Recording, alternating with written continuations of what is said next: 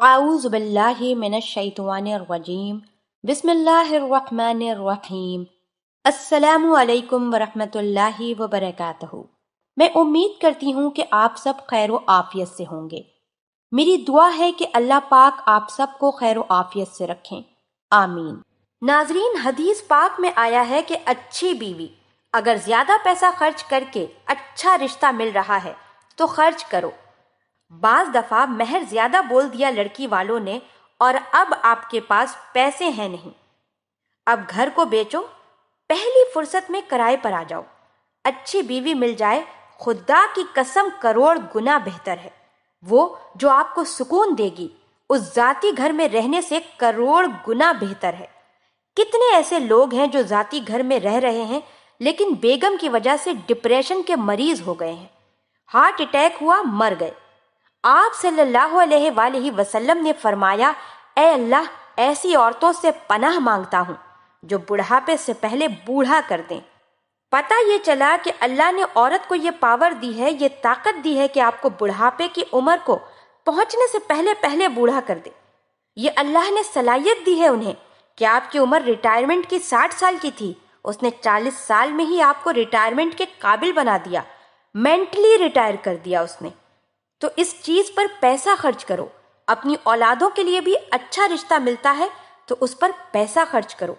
لڑکی کا باپ تو آپ سے مہر زیادہ لے گا، اسے پتہ ہے کہ میری بیٹی کی یہ خصوصیت ہے، خوبصورت ہے، پڑھی لکھی ہے، سمجھدار ہے، کم عمر ہے، اس کا حق ہے کہ وہ بولے بھائی میں حق مہر زیادہ لوں گا، اس کا حق ہے۔ اس کو ترغیب دینے لگتے ہیں لڑکے والے کہ دیکھیں اتنا مہر اسلام میں اچھا نہیں ہے، پسندیدہ نہیں ہے۔ تو بھائی، اسلام میں سخاوت بھی تو ہے نا۔ گاڑی پر تم لوگ اتنے پیسے خرچ کر رہے ہو، کھانے پینے پر اتنا اڑا دیتے ہو، تمہیں اگر اتنا اچھا رشتہ مل رہا ہے اس بیس پر کہ لڑکی والے تم سے زیادہ مہر مانگ رہے ہیں یا جو نکاح کروانے کا ذریعہ بنا ہے زیادہ کمیشن مانگ رہا ہے، تو اس میں کیسی کنجوسی بھائی؟ آپ بولیں یہ تو اللہ کا بہت بڑا احسان ہے کہ مجھے اچھی بیوی مل گئی اور میری زندگی بن گئی۔ نکاح کرانے والے کو کمیشن کے نام پر 1 لاکھ کی جگہ 2 لاکھ دوں گا۔ نبی پاک صلی اللہ علیہ وآلہ وسلم نے فرمایا، نحوست 3 چیزوں میں ہے، ذاتی گھر ہو لیکن ہوادار نہ ہو، دھوپ روشنی کا انتظام نہیں، کشادہ نہیں ہے۔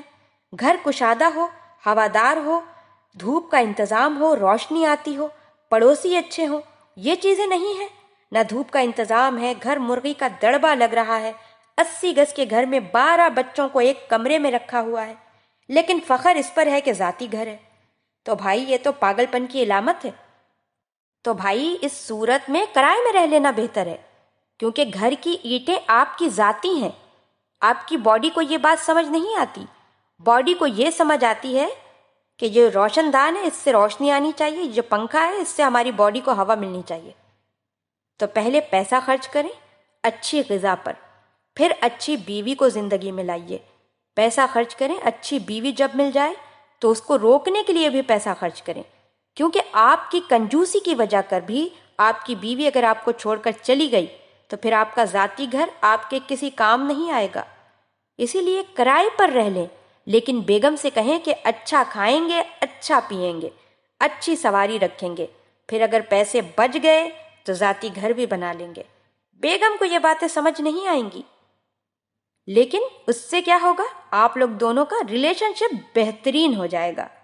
لیکن اگر ذاتی گھر بنا لیا، نہ اچھا کھایا نہ اچھا پہنا، شروع کے دنوں میں تو بیوی کو احساس ہوگا کہ میرا ذاتی گھر ہے، لیکن بعد میں وہ بھول جائے گی اور روز جھگڑے ہونے لگیں گے، نہ علاج کے پیسے ہوں گے نہ تعلیم کے پیسے ہوں گے۔ 3 چیزوں پر پیسے خرچ کرو، اچھی خوراک، شادی پر پیسے خرچ کرو، اچھی سواری ہونی چاہیے، اور گھر اچھا ہو، بے شک کرائے کا ہو لیکن کھلا ہو، ہوادار ہو، روشن ہو۔ اس کے بعد اگر آپ کی بچت ہے تو ذاتی گھر خریدنے سے اچھا ہے پراپرٹی خریدو بیچنے کی نیت سے، اس میں پروفٹ زیادہ ہے۔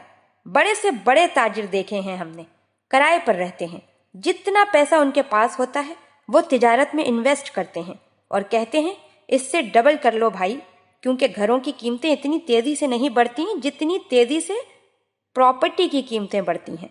تو جب پروفٹ آنا شروع ہوگا تو آپ نے DHA میں جو ایک بنگلہ رینٹ پر لیا ہوا ہے، آپ 2 لے سکتے ہو، یعنی آپ اس سے بھی لگژری کی طرف جا سکتے ہو۔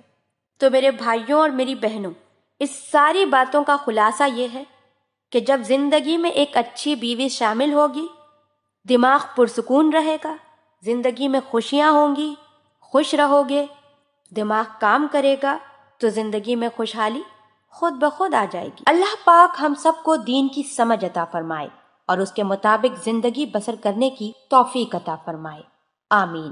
آپ ہمارے چینل کو ضرور سبسکرائب کر لیں۔ سبسکرائب کے ساتھ ساتھ ہماری ویڈیو کو لائک بھی کر دیں۔ اللہ پاک آپ سب کو اپنے حفظ و امان میں رکھے، آمین۔